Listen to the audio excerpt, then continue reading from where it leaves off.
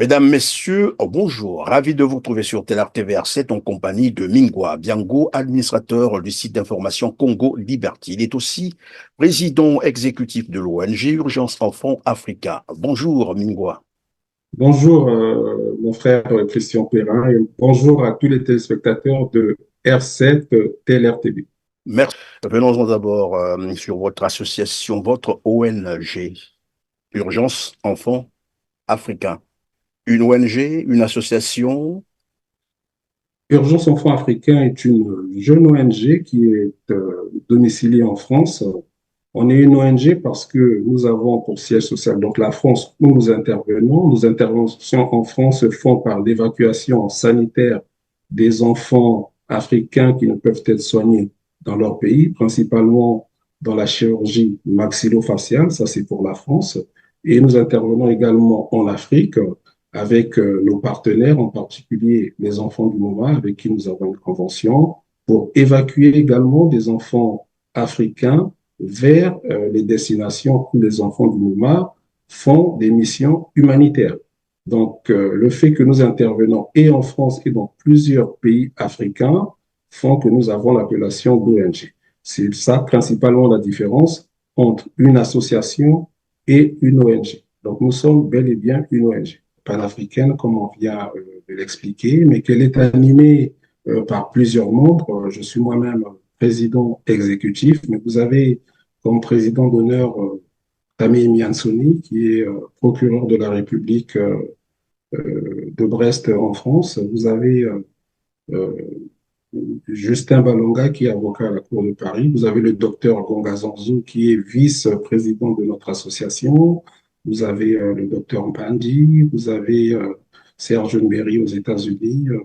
Vous avez Mwanda Musoki. Donc, nous sommes une quinzaine de membres actifs d'Urgence Enfants Africains et je remercie par la même occasion tous les collaborateurs d'Urgence Enfants Africains que je représente ici. Et j'espère que cette année, nous allons faire un excellent travail en relevant les défis qui sont les nôtres. Voilà, vous avez parlé de la chirurgie maxillofaciale. On va donc rester un Maxillofacial. instant, oui, sur cela.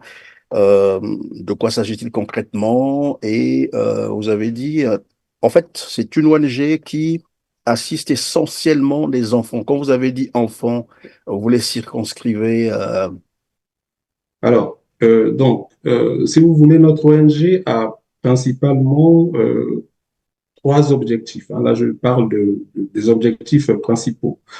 On a pour objet d'évacuer des enfants qui ne peuvent être soignés dans leur pays d'origine pour des faits de plateau technique ou tout simplement de compétences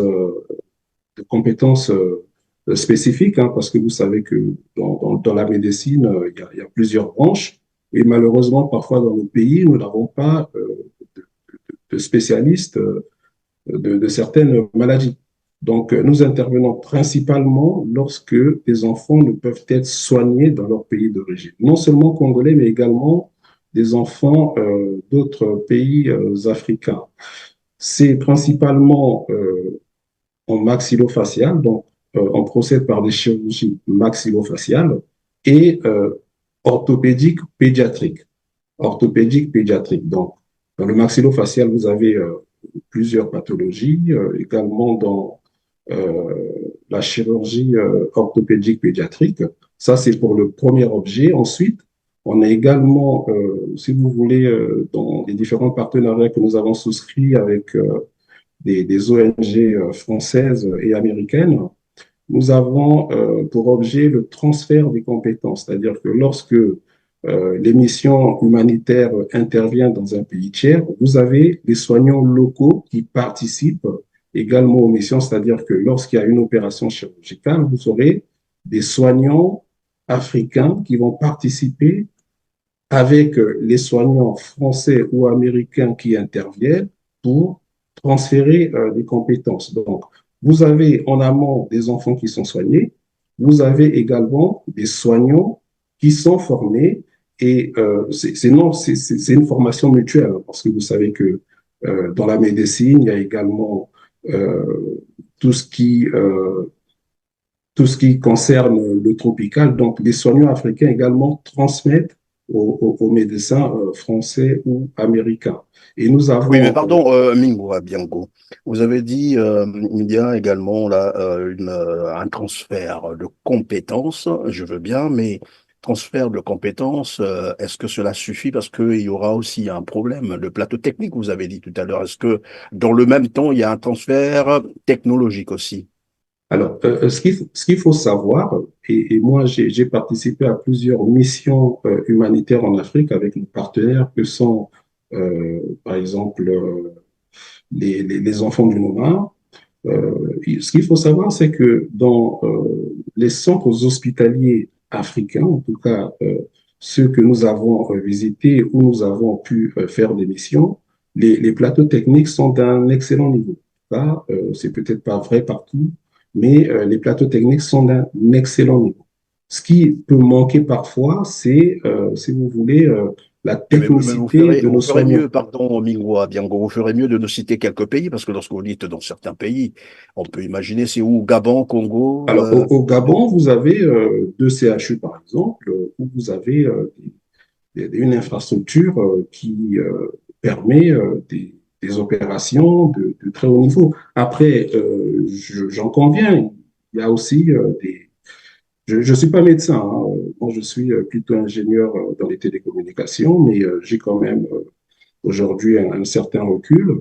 Mais vous avez par exemple des opérations qui ne peuvent se faire en Afrique parce qu'il y a effectivement, comme vous le rappeliez, des outils ou un matériel qui ne permet pas de faire certaines chirurgies très complexes. Je vais vous prendre le cas de la petite Lisa que nous avons fait évacuer en France, qui a été opérée à l'hôpital Necker. Elle avait un problème d'ankylose maxillo-faciale plutôt mandibulaire. Donc, ce sont les mâchoires qui ne s'ouvraient pas. Donc, elle avait vraiment du mal à mouvoir, à ouvrir sa bouche. Elle avait une très faible amplitude. Et comme vous le savez, lorsqu'on fait une opération, il y a une intubation qui se fait. Et le fait qu'elle n'arrivait pas à ouvrir sa bouche, donc on ne pouvait pas l'intuber. Et on a pu l'opérer en France parce que l'intubation s'est faite par voie nasale.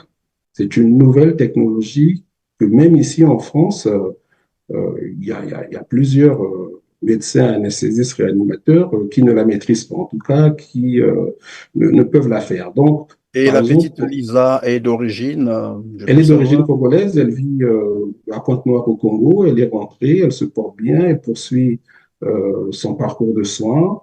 Et donc, voilà, là, je vous parle d'un cas précis. Par exemple, Non, pour je voulais le... justement savoir, juste évidemment, la question qui devait suivre, c'était de savoir, en dehors de la petite Lisa, il y a eu d'autres interventions, vous avez pu Alors, on a repérer cas une au Congo, par intervention qui exemple. s'est faite en Guinée-Conakry, petit Jean Placide qui a séjourné 2 mois en Guinée-Conakry. Nous y étions également, c'est-à-dire que lorsque nous organisons une évacuation sanitaire d'un enfant, nous les accompagnons sur place. Et chaque fois qu'il y a une évacuation du Congo-Brazzaville, par exemple, ou d'un pays africain vers un autre pays africain, il y a obligation que cet enfant soit accompagné par un de ses parents. Donc, il y a eu le petit Jean Placide qui a séjourné pour des pieds-bouts très complexes, c'est-à-dire une déformation des 2 pieds. Il a été opéré, ses pieds ont été redressés et il est rentré au Congo-Brazzaville. Il est suivi par des médecins congolais. En tout cas, il est très bien suivi. Donc, voilà un deuxième cas que je peux vous citer. Et puis, il y en a d'autres. On a une mission maxillofaciale qui aura lieu en mars 2024, où nous avons 2 enfants congolais qui seront évacués si tout se passe bien. Ce sont des enfants congolais qui ont des tumeurs au niveau de la tête. Il faut déterminer si ce sont des tumeurs malignes, donc cancéreuses ou bénignes. Et donc, en mars 2024, nous allons procéder à ces 2 évacuations-là, Oui, si mais tout se pardon, passe comment se fait correctement. l'identification de ces patients-là? Quels sont les critères de choix? Qui les identifie? Vous-même ou bien c'est des parents qui vous localisent et font la demande? Comment ça se passe? Alors, on a été un peu victime de notre succès. Quand je dis de notre succès, en guillemets, On a, pour le moment, pas eu le temps de vraiment se structurer, en tout cas de créer des réseaux dans différents pays africains, y compris le Congo-Brazzaville, qui est mon pays d'origine, en tout cas celui de plusieurs membres de Urgence Enfants Africains. Pour le moment, nous avons été contactés directement par des parents via les réseaux sociaux, par des membres de notre association qui nous ont remonté des cas. Et nous profitons donc de l'occasion que vous nous offrez sur TLR TV pour que tous les Africains qui nous écoutent, ou même les Congolais, nous remontent des cas via notre adresse que je pourrais vous transmettre, notre adresse email.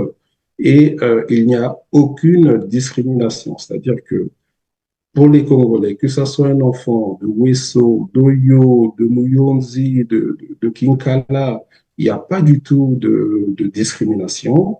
Nous sommes tous Congolais. Les cas donc, qui nous sont remontés, il y a une certaine exigence, c'est-à-dire que lorsqu'on nous remonte un cas, il faut à minima qu'on ait le dossier médical. Lorsqu'il n'y a pas de dossier médical, et au vu des photos, nous voyons bien que c'est un cas qui peut être éligible. Nous nous organisons avec les parents pour collecter toutes ces informations-là. Ensuite, nous les envoyons à nos différents partenaires qui, eux, valident. C'est-à-dire que la validation finale est faite par nos partenaires qui sont des soignants avec des radiographies, des scanners ou autres. Voilà un peu rapidement expliqué le processus. Et ce qu'il faut rappeler aussi, c'est que nous sommes des bénévoles, nous sommes des bénévoles totalement désintéressés et toute cette prestation est gratuite pour les familles, donc ce n'est pas du tout payant.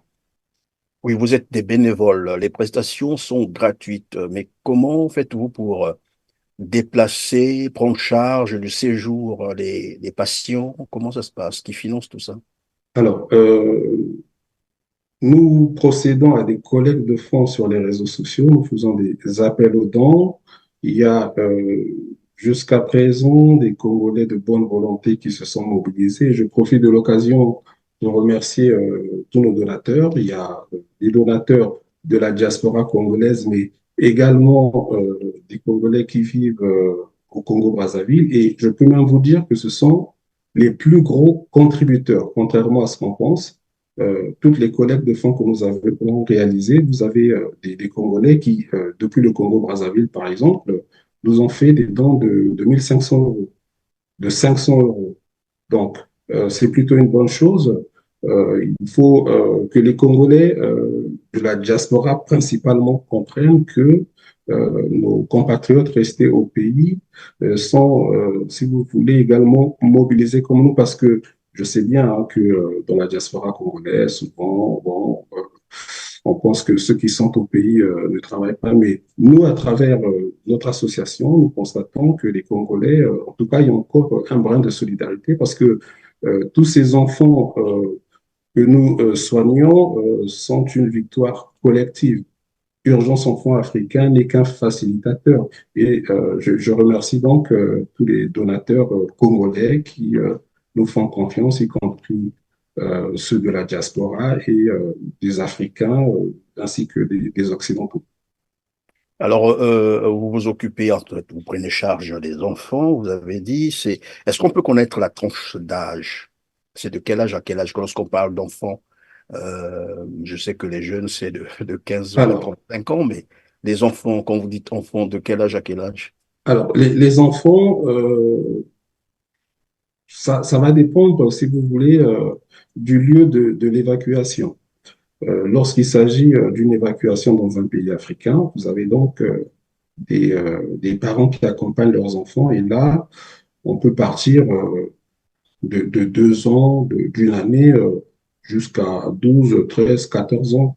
Mais je peux vous dire aussi que pour avoir accompagné nos partenaires dans différentes missions humanitaires en Afrique, vous avez également des jeunes adultes qui sont soignés, c'est-à-dire que en amont, il y a une sélection qui se fait, mais lorsque les soignants en Afrique sont confrontés à des cas qu'ils peuvent traiter, ils le font avec plaisir, même lorsque ce sont des adultes. Mais sur le principe, on va sur la base que ce sont des missions dédié aux enfants. Ensuite, pour la France, et c'est là où c'est un peu plus compliqué, vous savez que pour une évacuation en France, il faut un visa sanitaire.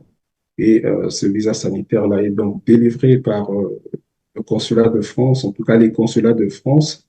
Ça peut être celui de Brazzaville ou de Pointe-Noire. Et là, effectivement, les enfants viennent non accompagnés. Et donc, ils sont hébergés chez les membres d'Urgence Enfants Africains, que je salue d'ailleurs. Et donc là, c'est un peu plus complexe. Donc, l'enfant arrive seul, il faut s'occuper de l'enfant. Et là, pour le moment, puisque nous n'avons pas suffisamment de moyens, euh, Oui, mais on, il se trouve que vous êtes on, une on souhaite, en tout organisation. cas, on fait en sorte que les enfants qui arrivent soient autonomes.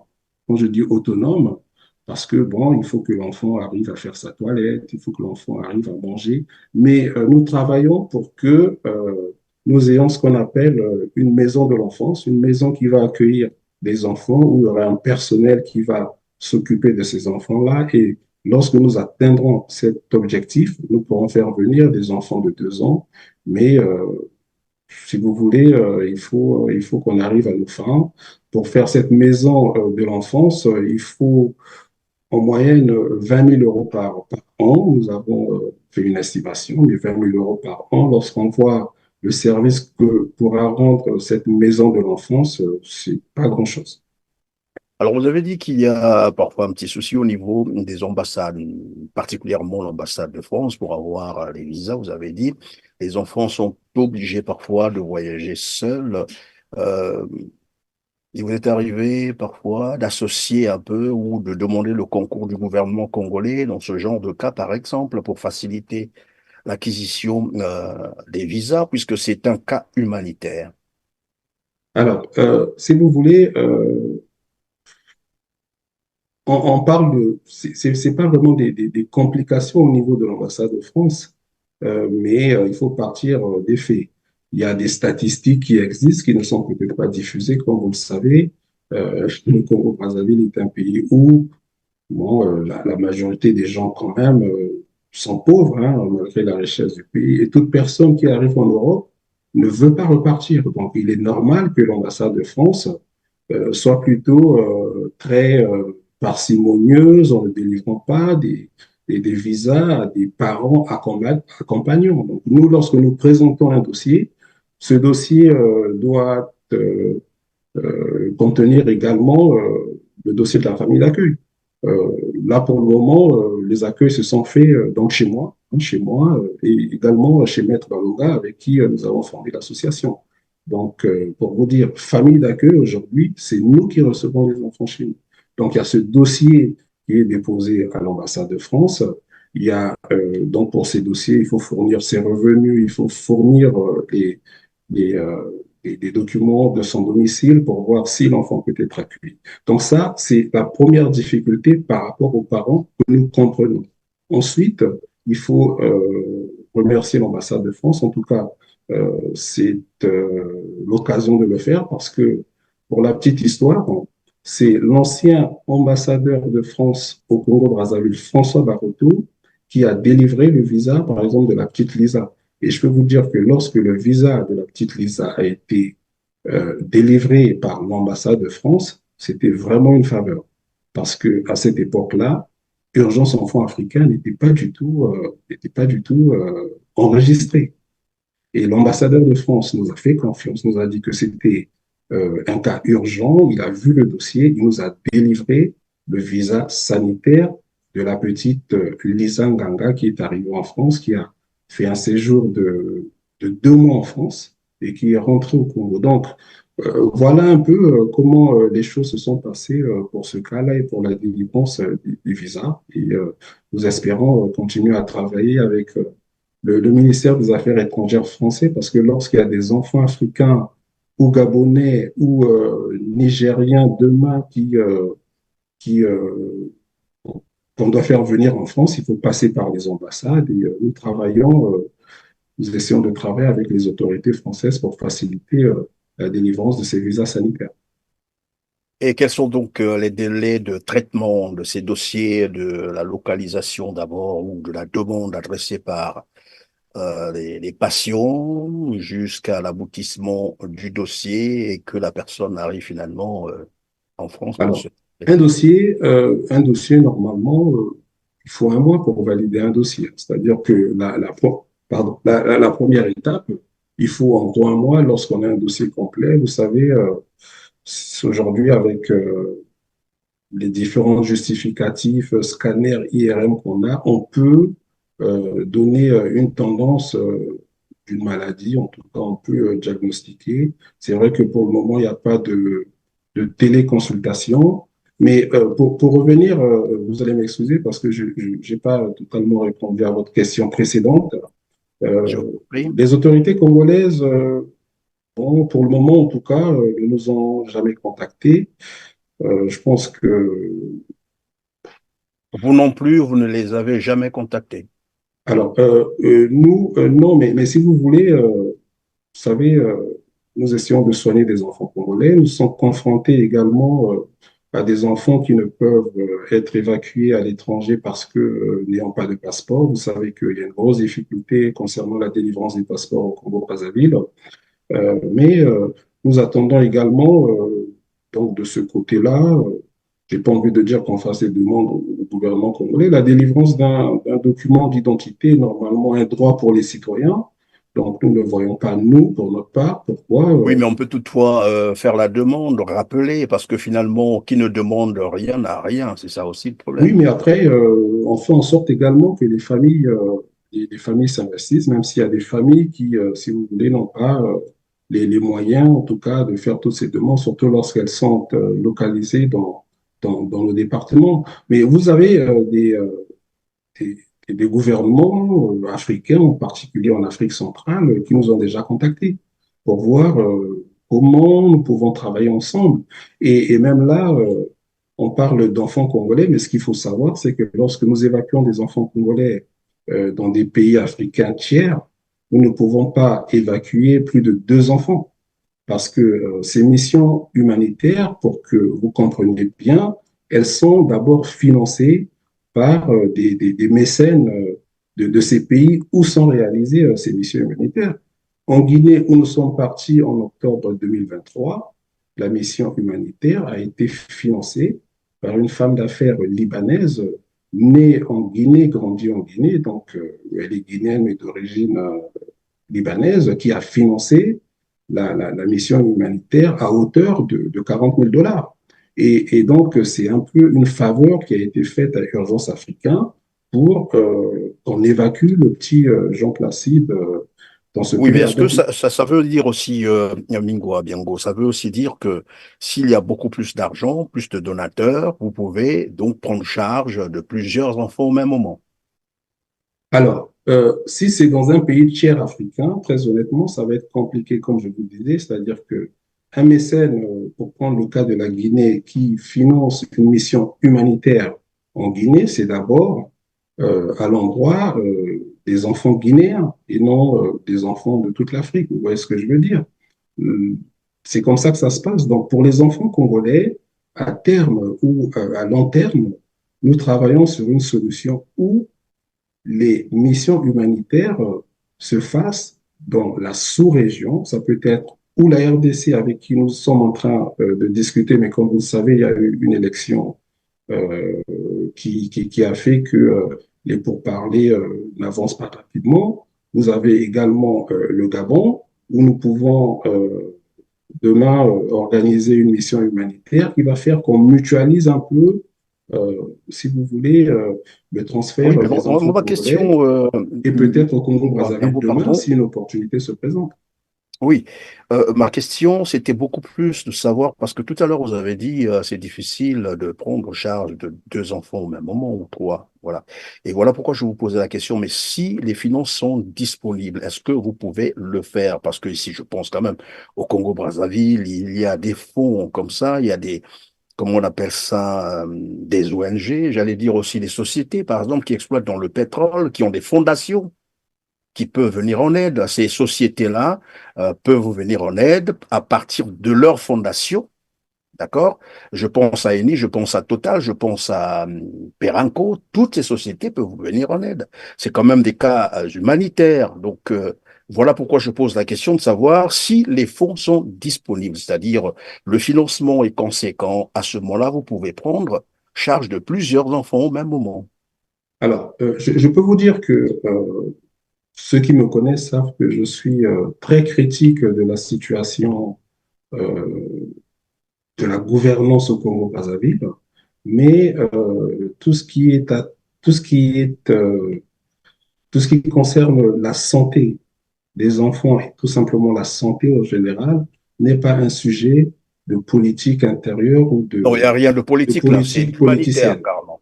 Oui. Ah oui, c'est totalement humanitaire, je vous rejoins. Donc demain, si les conditions permettent qu'on organise une mission humanitaire au Congo-Brazzaville, ça sera avec plaisir. Mais ce qu'il faut savoir également, c'est qu'organiser une mission humanitaire ne se fait pas en un claquement de main. C'est-à-dire que nous avons fait le choix de travailler avec des ONG qui ont pignon sur eux et qui sont très rigoureuses. L'Afrique aujourd'hui est un continent où on accepte n'importe quelle mission humanitaire. Donc, nous faisons très attention à nos partenaires. Pour vous dire, les enfants du Noma, par exemple, avec laquelle nous travaillons, euh, lorsqu'elle organise une mission humanitaire, elle est conduite par un professeur de médecine avec des soignants expérimentés. Donc ça, si vous voulez, c'est une ONG que nous considérons très rigoureuse, que nous avons vue à l'œuvre et donc, réunir ce type de soignants n'est pas non plus facile à faire.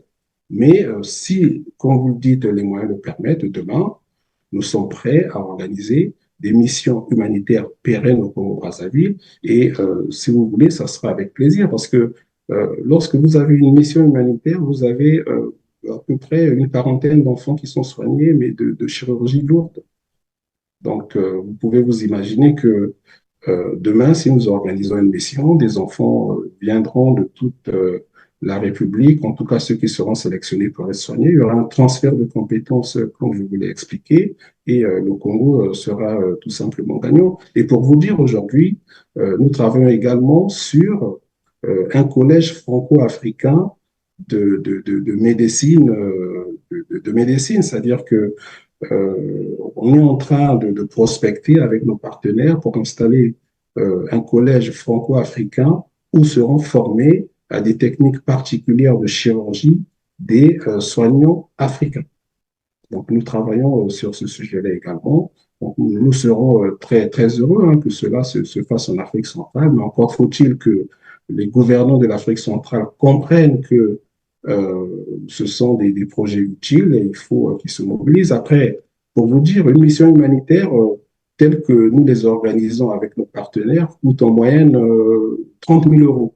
30 000 euros, c'est pas grand-chose, c'est 20 millions de francs CFA. Donc, demain, oui, Perenco, Eni ou Total peuvent financer ce type de mission. Et pour vous dire, les soignants qui arrivent sont bénévoles, ne sont pas rémunérés, prennent sur leur congé qu'ils auraient pu passer avec leur famille.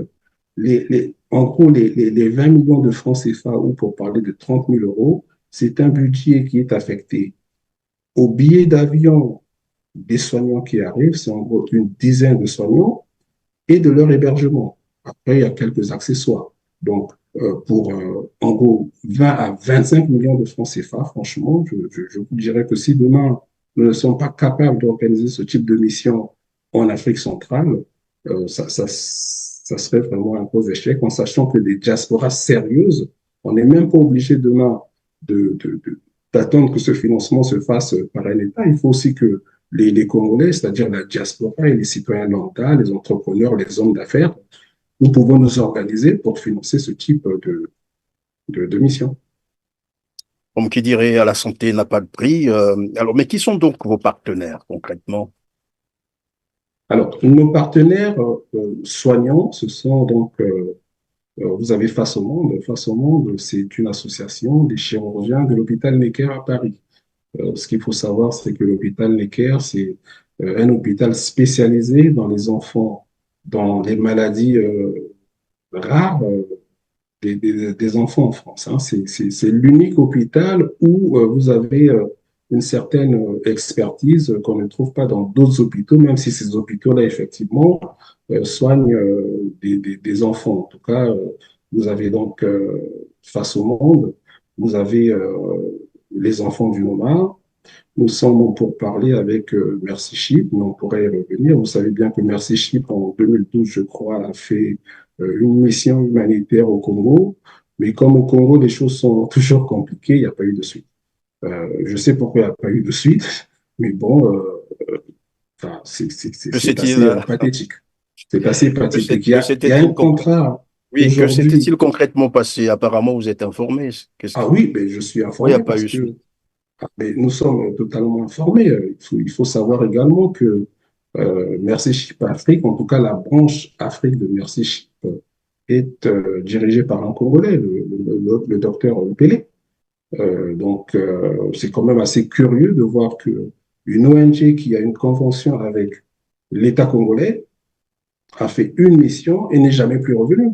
Donc, vous voyez bien Oui, que il y a eu un s'était-il passé souci. concrètement? Apparemment, vous ne nous dites toujours pas Mais ce que c'est. les choses, les choses, on peut l'imaginer, ne se sont pas passées, c'est-à-dire que l'État congolais n'a pas répondu enfin, aux recommandations, en tout cas au cahier des charges. Au cahier des charges, pourtant, Merci Chip est arrivé à soigner euh, plus d'une centaine d'enfants, hein, sinon un peu plus, hein. C'est une ONG américaine qui a des bateaux hôpital il y a des bateaux hôpital et donc lorsqu'elle accoste, en tout cas ces bateaux accostent dans votre pays, il y a une sélection en amont qui se fait et puis les enfants sont soignés. Il y a également des médecins locaux qui participent à ces opérations-là et au final, je pense que le pays qui accueille est totalement satisfait. Mais malheureusement, au Congo, il n'y a pas eu de suite. Donc oui, les choses se C'est bien sont très curieux, mal alors passées. que je disais que c'est bien curieux, alors que c'était au bénéfice des Congolais, bien Et tout à entendu. Et fait. on a vu, évidemment, beaucoup des Congolais ont trouvé, je crois, guérison à partir de cette mission. On se souvient encore, c'est un grand bâtiment d'ailleurs, hein, Vous médical qui étiez a au Congo, accosté un point j'imagine, à noir. Oui, Pointe-Noire, j'étais donc vous encore au connaissez bien. Congo Ah ben et nous oui. avons fait ce reportage. Nous avons même suivi les cas qui ont trouvé satisfaction. Et là, je découvre avec vous que finalement, il se serait passé quelque chose. Mais nous n'inventons rien, c'est-à-dire que nous, aujourd'hui, nous allons discuter avec Merci Chip. Le volet Merci Chip, bon, il y a une convention avec le Congo, hein, donc il n'est pas question pour nous, si vous voulez, d'avoir une convention pour transférer les enfants congolais dans les pays où accoste, en tout cas où travaille Merci Chip. Pour le moment, je pense que dernière nouvelle, il y avait un bateau du côté de Madagascar. Mais si vous voulez, le travail qu'on va faire avec Merci Chip, c'est plutôt dans la formation des soignants congolais. Et c'est pour ça que notre ONG Urgence Enfants Africains est ouverte non seulement pour l'évacuation des enfants à l'étranger pour des maladies qui ne peuvent se soigner dans leur pays d'origine, en particulier le Congo, mais il y a également des médecins congolais qui peuvent être, en tout cas, qui peuvent continuer d'être formés dans les équipes de Mercy Ship et nous allons travailler, en tout cas, nous travaillons sur ce volet-là. Donc demain, si les choses aboutissent, nous pourrons transférer des soignants congolais dans les bâtiments de Mercy Ship. Je ne sais pas si vous êtes la personne à même de répondre à la question que voici. Tout à l'heure, vous parliez de Mercy Ship et bon, finalement, ce bateau n'est plus revenu, ce bâtiment géant d'ailleurs, qui n'est plus revenu. Mais quelque temps après, il y a eu une initiative dans le même sens et cette fois-là, je crois, organisée par Denis Christel Sassou Nguesso. Est-ce que je peux comprendre par là qu'ils n'ont plus voulu voir Mercy Ship pour peut-être installer leur propre structure, c'est ça, mais qui n'a pas fait long feu finalement, ça s'est arrêté à la première mission. On ne sait plus qu'est-ce Écoutez, que cette initiative est devenue. très honnêtement, je ne sais pas du tout ce qui s'est passé avec Christelle Denis Sassou Nguesso, mais il y a une chose est sûre, et ça c'est dans tous les domaines, euh, une mission humanitaire ne s'improvise pas du tout. Parce que si vous improvisez une mission humanitaire, il risque demain d'avoir des catastrophes. Parce que, comme je vous le disais, Aujourd'hui, en Afrique, les autorités ne sont pas très regardantes. Il suffit qu'un étranger arrive avec se revendiquant médecin, euh, mais est-ce qu'en amont, l'État congolais vérifie que c'est réellement des médecins qui arrivent? Première question.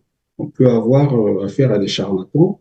Comme vous le savez, même dans les pays occidentaux, il y a parfois, malheureusement, des personnes qui sont radiées de l'ordre, mais qui continuent de pratiquer, ou en Afrique ou ailleurs. Bon, bref, il y a déjà ce volet-là. Ensuite, comment les choses se sont passées avec Christelle Denis Sassou Nguesso, très honnêtement, je ne sais rien, mais je sais une chose, c'est que les ONG également, avant, lorsqu'elles sont sérieuses comme celles avec lesquelles nous travaillons, elles se renseignent quand même. Hein, elles n'acceptent pas non plus tout. Donc, qu'est-ce qui s'est passé exactement?